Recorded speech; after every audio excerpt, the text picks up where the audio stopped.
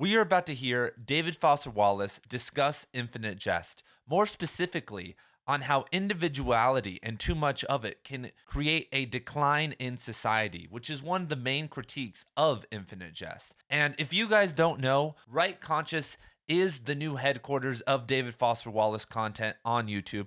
I have a Wallace playlist down below, so go check that out.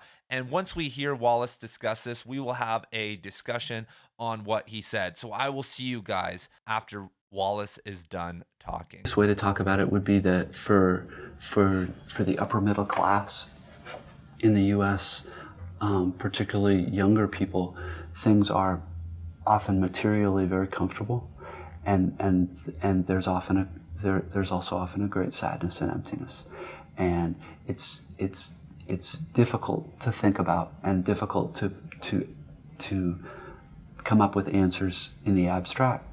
And I think I had started that book after a couple of people, not close friends, but people I knew who were my age had committed suicide, and it just became obvious that something was going on, and so I know that impulse was part of starting the book. The book is so long, though, and took so long to write, that it's almost hard to remember the impulses at the beginning, because everything sort of changes. I mean, it's something you live with for years and years, rather than something that you just have an idea or a feeling and you just do. I think one of the ideas of the book is that there's a particular ethos in U.S. culture, especially in entertainment and marketing culture, that very much appeals to people as individuals, that you don't have to be devoted or subservient to anything else. There is no larger good than your own good and your own happiness. And that in the book, as best I can recall, characters who become drug addicts, there is a form, the root in English of addict is the Latin addicere, which means religious devotion. It was an attribute of beginning monks, I think. There's an element in the book in which various people are living out something that I think is true, which is that we all worship, and we all have a religious impulse. We can choose to an extent what we worship, but the myth that we worship nothing and give ourselves away to nothing is simply sets us up to give ourselves away to something different. For instance, pleasure, or drugs, or the idea of having a lot of money and being able to buy nice stuff. Or in the tennis academy, it's somewhat different. It's devotion to an athletic pursuit that requires a certain amount of sacrifice and discipline, but is nevertheless an individual sport, and one is trying to get ahead as an individual. I doubt this makes very much sense, but whatever the conditions of hopelessness you're talking about, at least in Infinite Jest, have to do, I think, with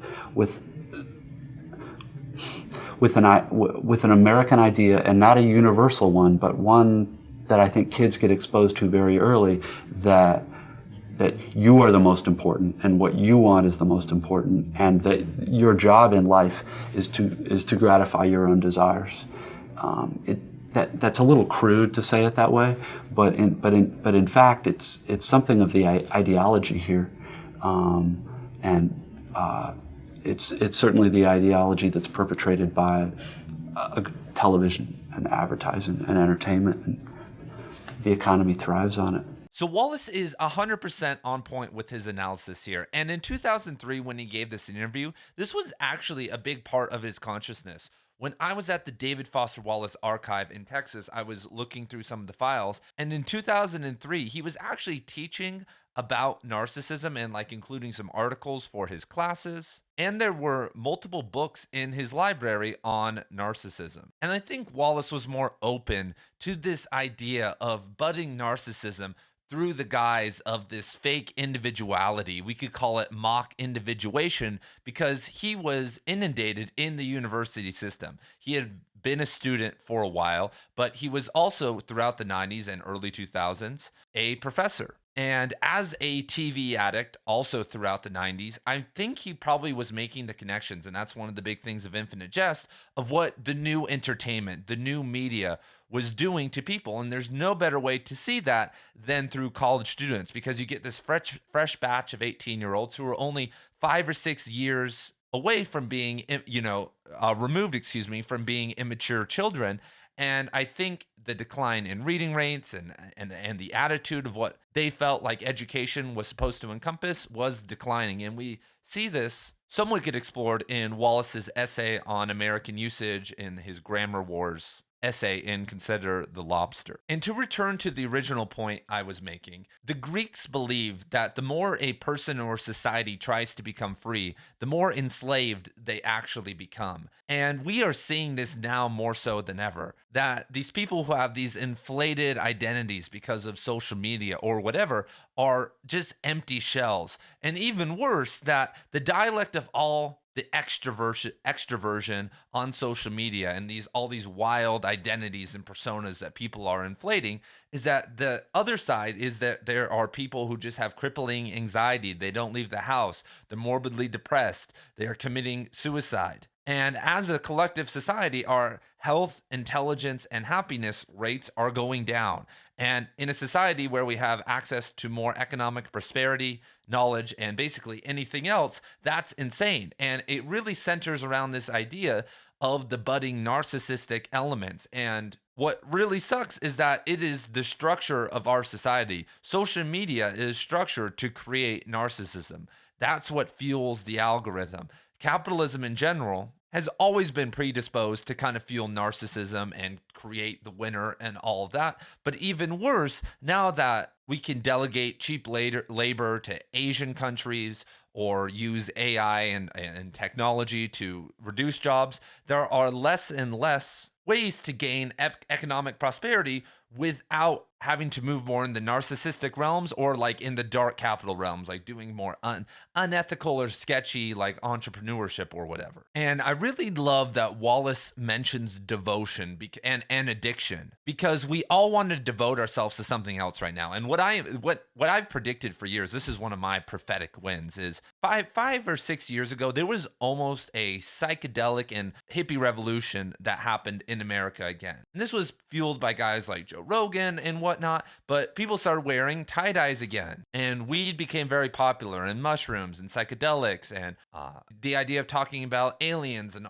different realities other than this one and all of that. And this has happened a bunch of times throughout history. Just didn't happen in the 60s. People have been engaging in these types of things, especially if you go to like Eastern culture, a bunch. And what always happens after this period is a bunch of religious fundamentalism, a bunch of religious fervor. I have met countless people, and the numbers actually and data is supporting this, who have now gone back to or who have converted to Christianity, Islam, Judaism, or like any of the other big religions, and are like being very strict about it. They're not just like, hey, I want to do this for my family. I just want my family to have like a community. They're like hardliners. And this is similar to what happened to Jim Jones. So Jim Jones moves up to Ukiah, north of San Francisco, from Indiana back in the day. And like, they just moved out there because they wanted a little bit more freedom. And what they soon realized, though, is that the hippie movement was dying down. And when we think of Woodstock and the 60s,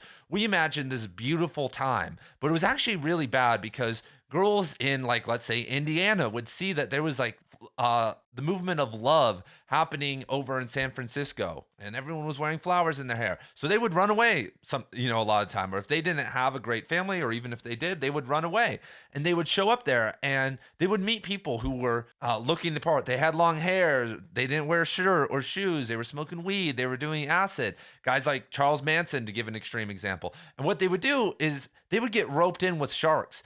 What they didn't realize was happening was that they were getting roped into a drug-fueled exodus ecstasy and addiction with terrible people. That's what, when people would come into Charles Manson, girls, mostly underage, would come into Manson circle, they would give them a high amount of drugs, like psychedelics, and then make them have sex with Charles and other women and break every taboo on the first night. They would make them call the man having sex with them father, and then like do all the sexual taboos, you know, lesbianism, anal, like whatever else stuff also that I just can't think off the top of my head, all initially on the first night, and then basically make them fracture their reality and then make them look like they were the only solace for all the pain that and shock that they were experiencing. And this happened at a much smaller level with so many different people. And so as the psychedelic movement's winding down, everyone realizes I've been abused. I've been with these pieces of crap, and these are mostly women. And I want a break. I need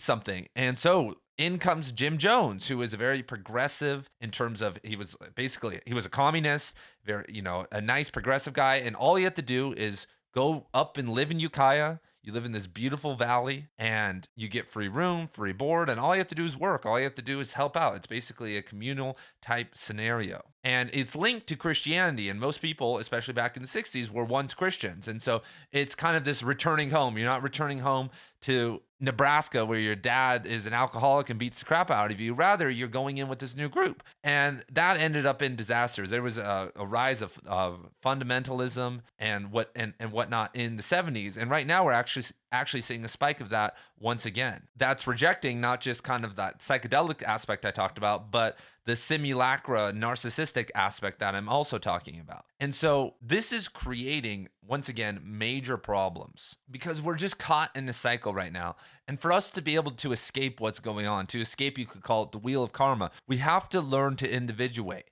And to connect this to another point that Wallace makes is in other videos is that the rise of irony in society through Family Guy and South Park and jokes about everything has ruined a lot of the ways to individuate because it's all become a simulacra now. It's all become a joke. So back in 2011, I was in college. I didn't really like what was going on. I wanted to go out on a journey, right? I wanted to individuate and like kind of live harder, live a little bit more rough and like try to go out on my own. And I had some money saved up from like summer job. And so I decided to live in my car for a while. And I lived in my Toyota 4Runner, put the seat down, and it wasn't van life. There was no van life yet.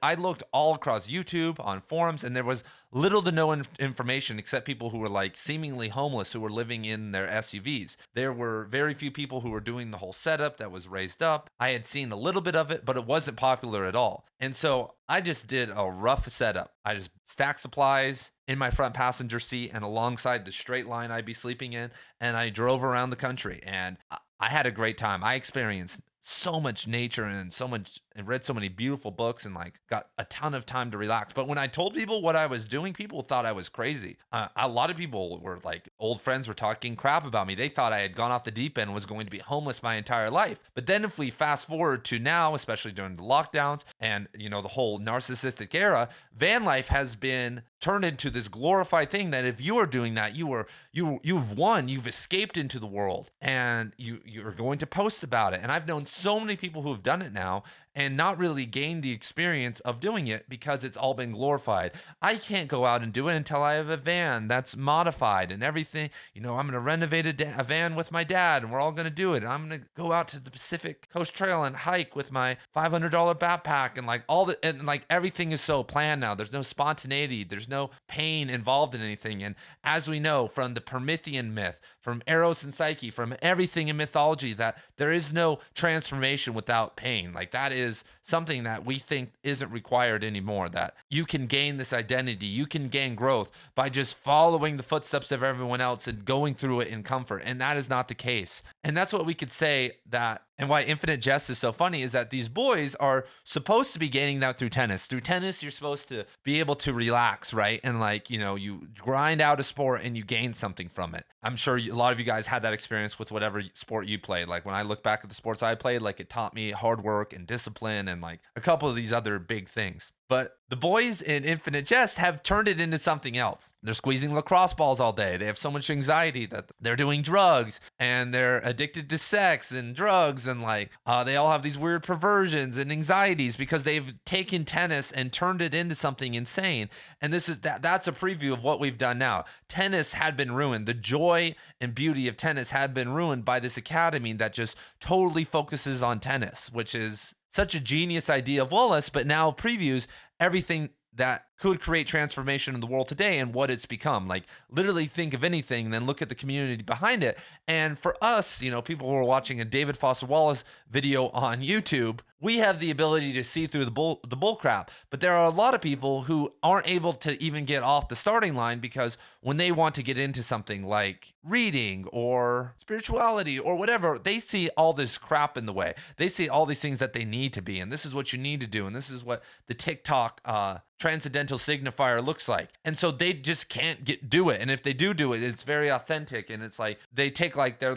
walking to the maze instead of just walking down the trail. And so I think that it's very unfortunate that this narcissism, this idea that we first see displayed in Infinite Jest, has now moved out to all parts of society, because with sports, it was actually very popular because parents have always been crazy. People have always wanted their kids to become pro athletes and do this and that and push that onto their kids. So that was kind of one of those first places. And as Wallace said, tennis is an individual sport and all the eyes are on you. So which makes it kind of more narcissistic and more competitive, because for instance, in football or something, sometimes you might, if you can make it onto the team, you're just competing with mostly the other guys on the team. If there's 5 wide receivers and you want to be the WR1, then you're competing with the other 4 wide receivers. And maybe if you suck really bad, you might get cut. But in general, you can kind of melt into the team and kind of dissipate into that womb-like energy. And so if you guys like this video, you may like my video on David Foster Wallace talking about entertainment and TV and the negative aspects of that. And I get more into entertainment and TV in that one. Peace.